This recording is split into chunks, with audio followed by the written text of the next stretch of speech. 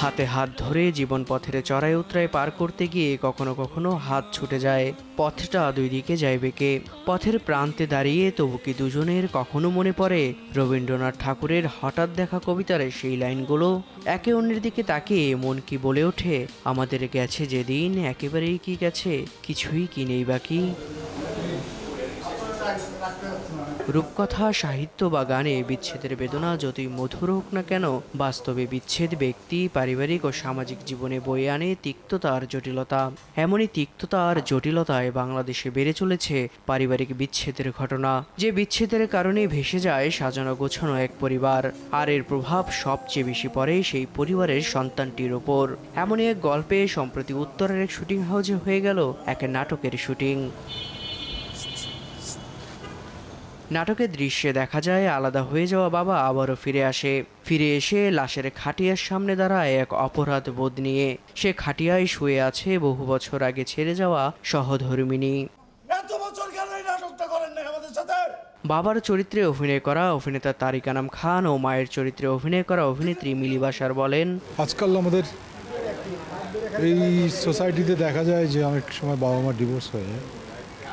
এই ডিভোর্সের সবসময় যে কষ্টের মধ্যে থাকে, ক্ষতিগ্রস্ত হয়, সেটা হলো একটা বাচ্চার জীবন। এইটা নিয়ে মূলত গল্প।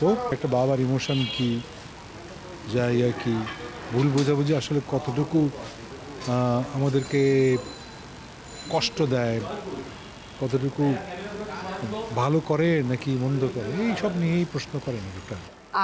আরুশ খান যে ক্যারেক্টারটা করছে আমার ছেলের ভূমিকা, আমি তার মা, আর বাবার ভূমিকায় আছে তারিক আনাম খান।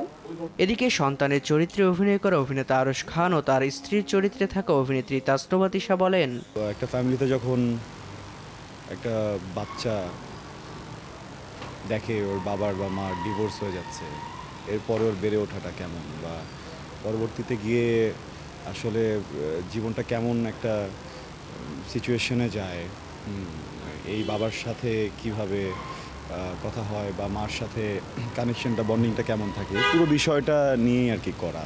আমার চরিত্রটির নাম অবন্তী, আর নাটকটি লিখেছেন মামুনুর রশিদ তানিম, আর পরিচালনা আছে জারসন বম। নাটকটির নির্মাণের পেছনে আছেন নির্মাতা জারসন বম। এই নির্মাতা নাটকটি নিয়ে বলেন, বাবা মা ডিভোর্সের পরে যে একটা সন্তানের উপর কি এফেক্ট ফেলে। বাবা যখন চলে যায় মাকে রেখে, মা যখন বাচ্চাকে নিয়ে বের হয়ে যায়, তখন কি মায়ের সাথে থাকতে থাকতে ছেলের কিন্তু একটা ক্ষোভ তৈরি হয় যে বাবা কেন আসে না। আর এইদিকে বাবার বাস্তবতাটা আসলে বাবাই জানে কেন। নাটকটি খুব দ্রুতই একটি বেসরকারি টেলিভিশন চ্যানেল ও এরপর ইউটিউবে প্রকাশ করা হবে বলে জানা যায়। দেব রায় দীপ্ত, দেশ টিভি।